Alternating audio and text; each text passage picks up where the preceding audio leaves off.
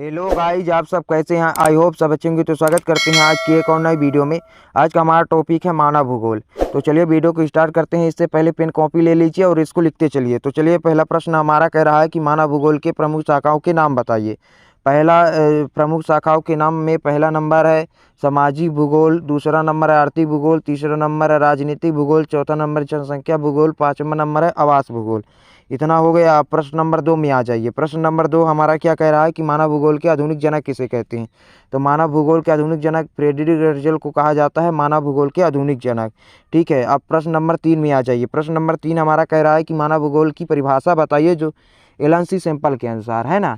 ये क्या कह रहा है कि मानव भूगोल की परिभाषा बताइए एलन सी सैंपल के अनुसार। चलिए परिभाषा देख लेते हैं एलन सी सैंपल के अनुसार।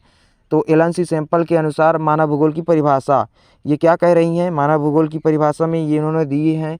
तो कह रही हैं कि एलन सी सैंपल के अनुसार मानव भूगोल अस्थिर पृथ्वी, यानी पृथ्वी जो है तो अस्थिर है, और क्रियाशील मानव, यानी क्रियाशील मानव, क्रिया कर रहा है, कुछ कर रहा है मानव, है ना, क्रिया कर रहा है, जैसे हम लोग कार्य करते हैं उसी तरह अस्थिर पृथ्वी और क्रियाशील मानव के बीच परिवर्तनशील संबंधों का अध्ययन है क्या भूगोल, इनके अनुसार। ठीक है, ये इन्होंने कहा है। ठीक है, अब प्रश्न नंबर 4 में आ जाइए। प्रश्न नंबर 4 भौतिक भूगोल और मानव भूगोल में अंतर पूछ रहा है। तो चलिए देख लेते हैं क्या अंतर है।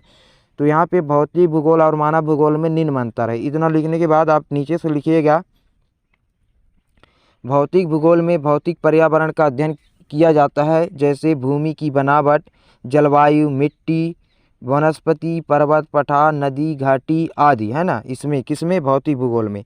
जबकि मानव भूगोल में क्या किया जाता है, चलिए देख लेते हैं कि मानव भूगोल में क्या बोल रहा है कि मानव भूगोल में क्या किया जाता है। इन्होंने कहा है कि जबकि मानव भूगोल में मानव की उत्पत्ति से लेकर उनके समस्त आर्थिक, राजनैतिक, सामाजिक अन्य पहलुओं का अध्ययन किया जाता है किसमें, मानव भूगोल में। और मानव के पर्यावरण से कैसा संबंध रहा को बताता है मानव भूगोल।